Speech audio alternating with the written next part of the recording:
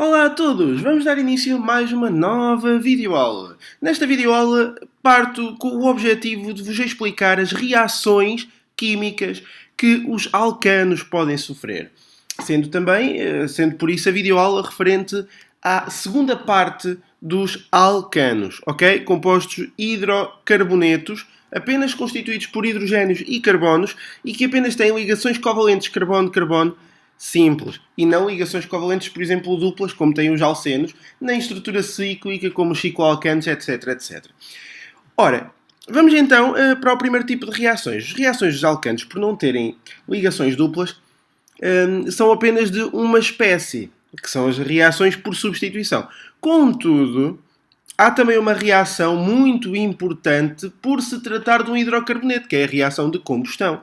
Os hidrocarbonetos sofrem reações de combustão, não se esqueçam. A primeira reação é a reação de combustão, que não é nem de substituição nem de adição. Considerem-na um caso especial.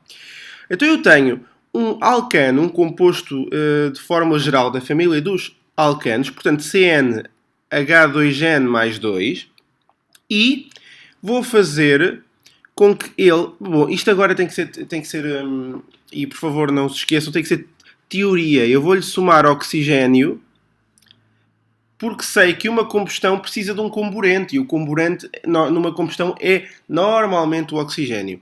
E sei que liberto sempre CO2 mais água, bom, e depois mais energia. É uma reação exotérmica. A variação de entalpia é negativa, mas isso consultem as videoaulas referentes à química geral, onde podem estudar a entalpia com mais pormenor.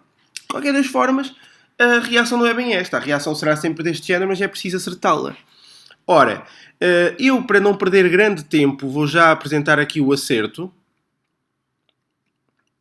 Há autores que consideram 3n mais 1 sobre 2 para não considerar aqui o 2, nem aqui. Só que, ouçam, uma reação química não deve ter coeficientes estequiométricos fracionários, tá bom? Portanto, tenham cuidado. 2n mais 2. Cá está. E se vocês fizerem o acerto, vão ver que o número de moles, e já agora o número de átomos à esquerda é igual ao número de átomos à direita. Portanto, a reação química está devidamente acertada. Tá bom? É tudo. Vamos avançar para para o segundo tipo de reações que os alcanos sofrem. Aqui a reação é apenas esta. Vejam, por exemplo, eu posso dar um exemplo, mas não, eu vou deixar os exemplos para a videoaula de resolução de exercícios, onde vou misturar a componente teórica com as reações químicas, tá bom? Mas de qualquer das formas, só para terem uma noção, se fosse um CH4, o N era 1, certo? C1, H, 2 vezes 1 mais 2. Portanto, se o N era 1, eu teria que ter aqui, ia manter aqui o 2, ia ter aqui 4 Os, ia ter aqui 2 COs e ia ter aqui 4 águas, tá? É sempre assim que funciona, portanto, não tenham qualquer preocupação em resolver qualquer reação a nível prático. Sabendo a fórmula geral, ou decoram-na, ou então fazem a dedução. E é muito fácil fazer a dedução vendo quem é que falta num membro para ficar igual ao outro membro, tá bom? Lei de Lavoisier. Não esqueçam, por favor. Segundo tipo de reações, e são as reações que nos faltam ver, porque são estas reações nos alcanos, são as reações de, bem, acima de tudo, de substituição, mas de halogenação. Reação de halogenação por substituição. E agora é muito importante saber o porquê da substituição. É que, por não haver duplas nem triplas ligações entre carbonos, nós sabemos que não pode haver adição, porque não vai haver a quebra fácil de uma ligação. Tem que haver quebra das ligações, logicamente, mas não será carbono-carbono. Será outro tipo de ligações que já aqui vamos ver, está bem? De qualquer das formas, fixem, os alcanos apenas sofrem reações de halogenação por substituição e não por adição. Porquê? Porque não têm duplas nem triplas ligações covalentes carbono-carbono, tá bom? Ora, eu aqui, e já agora vou aproveitar para dar esta nota, quem são os halogénios na tabela periódica? Convém ter conhecimentos da tabela periódica aqui, com certeza. Bom, são o bromo, o iodo, o cloro e o flúor. Estes são os 4 halogénios. Portanto, sempre que eu falar de uma reação de halogenação, ou é com o bromo, ou é com o iodo, ou é com o cloro, ou é com o flúor. Ok? Vou então partir para o exemplo. E, para o exemplo, eu vou explicar a reação recorrendo ao mecanismo. Mas eu primeiro vou apresentar a reação por si. Vejam, vou considerar aqui o meu metano, que é o mais simples. E, no entanto, é fácil para vocês entenderem a mesma. E aqui a questão é tão simples quanto esta. Eu faço reagir o meu metano com o bromo, por exemplo o bromo. Só que eu tenho que ter sempre aqui um composto perante a reação, para que a reação possa ocorrer. Neste caso é o tetracloreto de carbono, tá bom? Ele precisa de estar para que ocorra a reação.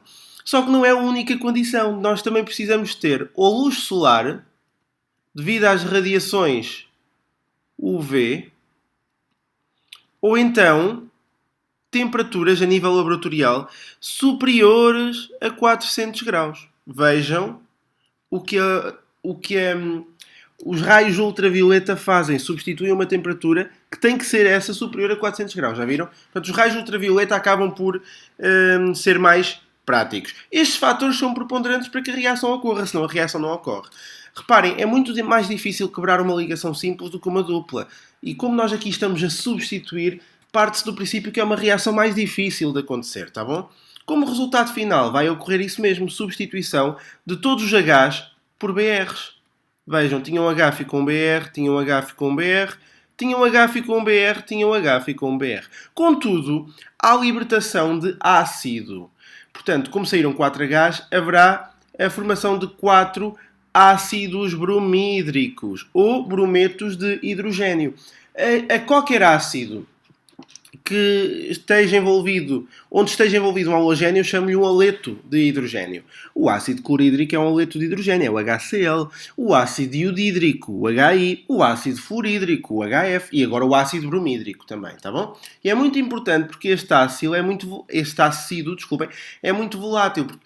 O que se vai libertar são vapores de ácido. Então, para eu saber se a reação ocorreu ou não, eu pego, por exemplo, num papel indicador, daqueles azuis, de laboratório, e vejo se ficou rosa. E se ficou rosa é porque, de facto, o vapor que foi libertado foi ácido e, muito provavelmente, ocorreu esta reação. Isto é muito importante para distinguir, por exemplo, estes compostos alcanos de alcenos. Porque nos alcenos a reação que ocorreria não seria esta. Seria semelhante, muito diferente quimicamente falando, mas continuava a envolver bromos, tudo bem, só que não se libertava o vapor de ácido e essa era a grande diferença visível laboratorialmente, está bom? Pronto, este é o resultado que é de esperar. Contudo, eu vou explicar o mecanismo para vocês perceberem o que é que acontece passinho por passinho. Vamos então avançar. E vamos avançar para o mecanismo da reação. E eu não adianta dizer de que reação é, porque é da reação anterior, tá bom? Mecanismo da reação. Bom, e quanto ao mecanismo da reação, nós vamos aqui estabelecer por passos, tá? E o primeiro passo é o chamado passo iniciador. Passo iniciador. Aquele que necessita de muita energia para ocorrer. Certo? E o que é que acontece aqui? Vocês sabem, pela estruturação de Lewis, que o halogénio está na penúltima coluna, para não estar agora a dar os nomes da tabela periódica para aqueles que não têm tanta vontade, mas pelo menos têm que saber que é a penúltima coluna, e então tem como eletrões de valência 7. Se são 7, para preencher o nível todo, falta 1. Ora, se falta 1, eles podem ligar a um composto apenas, eletrão a eletrão. Então reparem, tem 3 pares não ligantes. Porque na verdade eles têm os 7. Só que como está mais perto de chegar ao 8, eles só podem ligar a 1. Os outros 6 são não ligantes, está bom? Então, cá está o exemplo de uma molécula de Br2. Faz todo o sentido. A regra do octeto é verificada. À volta de cada um estão os 8. 1, 2, 3, 4, 5, 6, 7 e o do vizinho 8. 1, 2, 3, 4, 5, 6, 7 e o do vizinho 8. Está certo. Só que a luz solar ou a temperatura superior a 400 graus é necessária para cisar esta ligação aqui. Porque esta ligação é difícil de quebrar. Mas quebrou. E ao quebrar, o que nós vamos obter é 2 BRs na forma de radical. O que é um radical? É um composto que está excitado, isto é, que precisa de reagir com alguém, ou seja, que tem falta de alguma coisa. Eu prometo que estou a explicar isto apenas quimicamente, tá bom? Mas é engraçado que isto pode ser extrapolado para o dia a dia. Mas prometo que vou limitar-me à química nesta videoaula, por muito que me custa, ok? Mas a verdade é que faz tudo sentido. Este átomo está excitado porque lhe falta um eletrão para preencher toda a sua camada. Ou seja, falta-lhe algo, ele vai meter-se com alguém para buscar esse algo. Isso não há dúvida que isso tem de acontecer. Mas o primeiro passo é apenas a formação desse radical, tá bom? Radical bromo.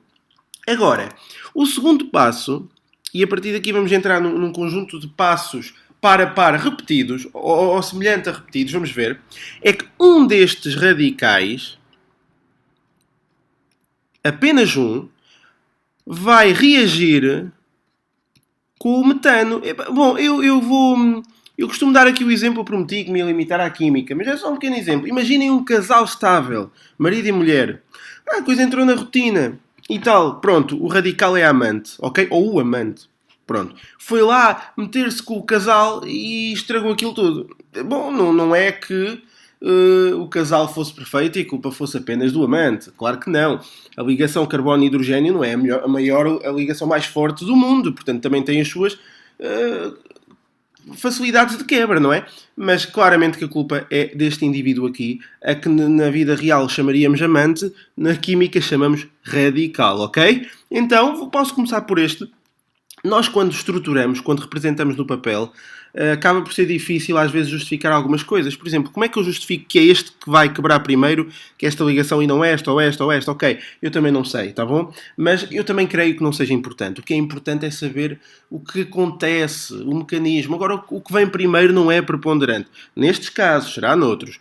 Vamos então quebrar esta ligação aqui e o que vai acontecer é a formação de outro radical. Ora, mas primeiro, o nosso BR conseguiu unir-se ao hidrogênio. Roubou o hidrogênio ao metano. E o que é que sobrou? Sobrou um metilo. Porquê? Porque foi o radical. E nós estes radicais já estudámos quando estudámos a teoria dos alcanos, tá bom? Podem consultar a videoaula imediatamente anterior para esclarecerem alguma dúvida que tenham. A questão é que cá se fazem, cá se pagam. E então o meu terceiro passo não é mais do que pegar neste novo radical, o marido ou a esposa frustrados pelo que acabou de acontecer, e vão então provocar um casal de bromos. Vejam. E como são radicais, têm aquela força extra para poder conseguir quebrar esta ligação. Tá bom? E o que é que aqui vai acontecer? Bom, o que aqui vai acontecer agora é que, ok,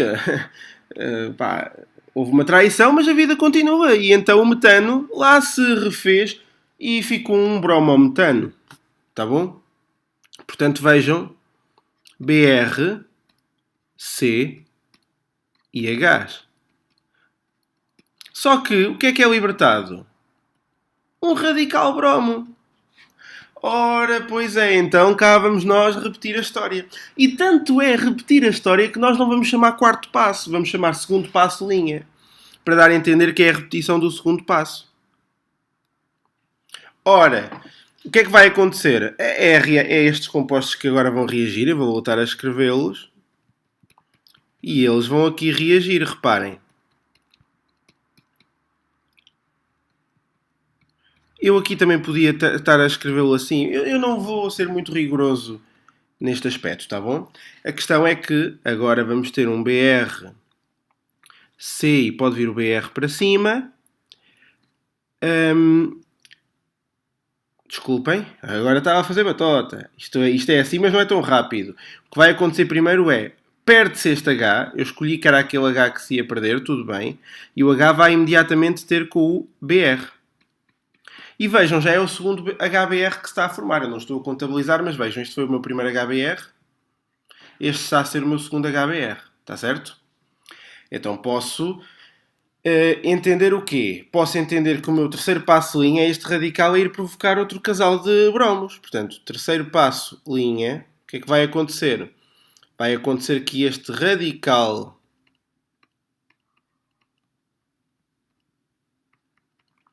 vai provocar um casal de BRs e o que vai acontecer é ficar CHH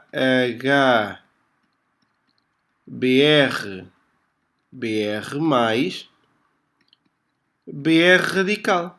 Pronto, e escusado será dizer que será assim até ao fim. Mas eu não vou meter reticências, eu vou fazê-los todos porque eu tenho medo que vocês não entendam. Até porque depois há o passo finalizador, que é muito importante também de aqui escrever. Vamos então ao segundo passo, duas linhas.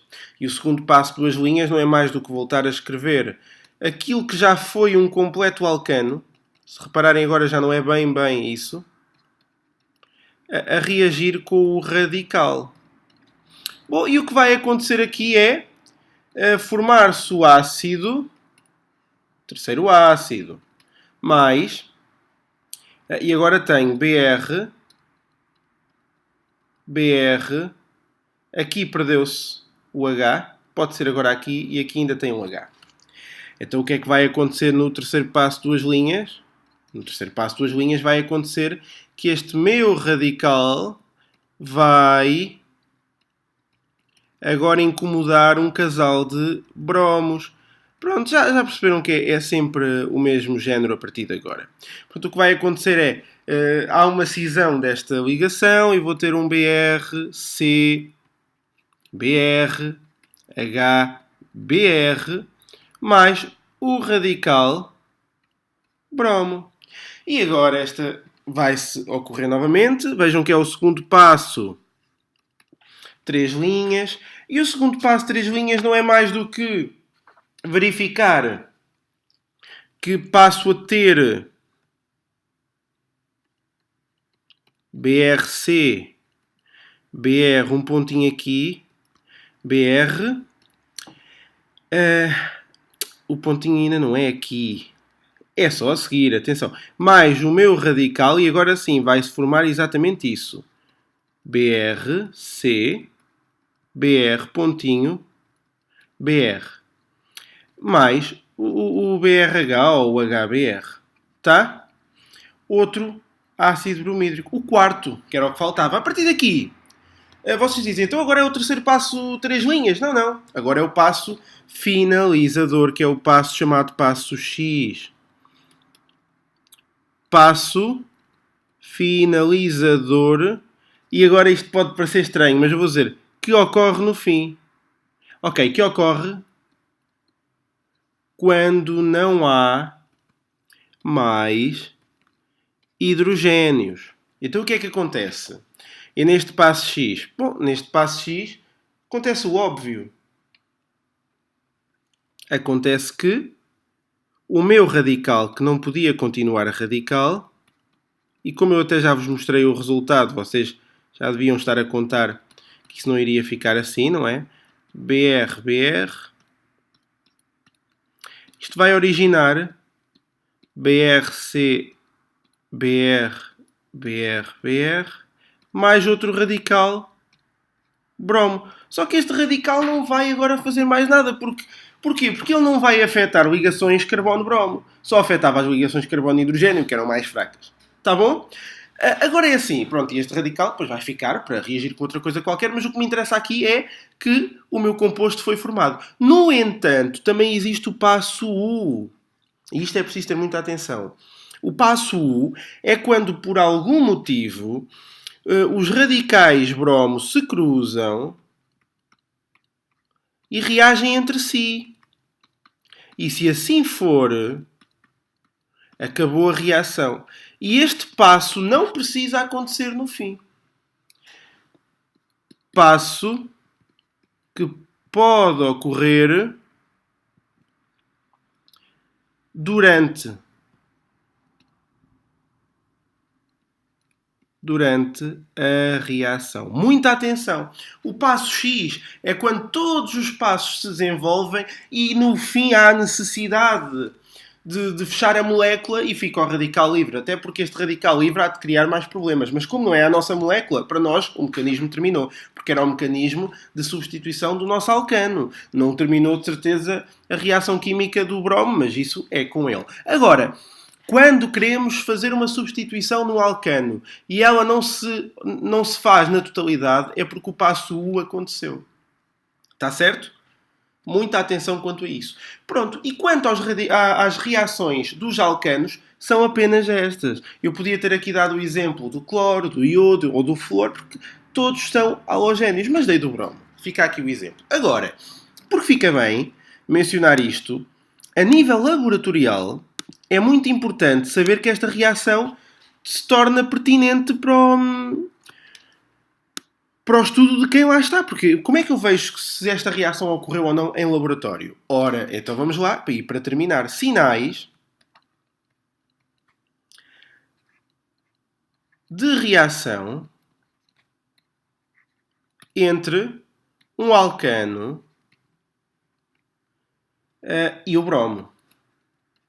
E quando eu digo o bromo, tem que estar já a contar com o tetracloreto de carbono também, na presença do tetracloreto de carbono. Atenção. Primeiro, o que é que acontece? Normalmente, o bromo tem uma cor avermelhada em solução.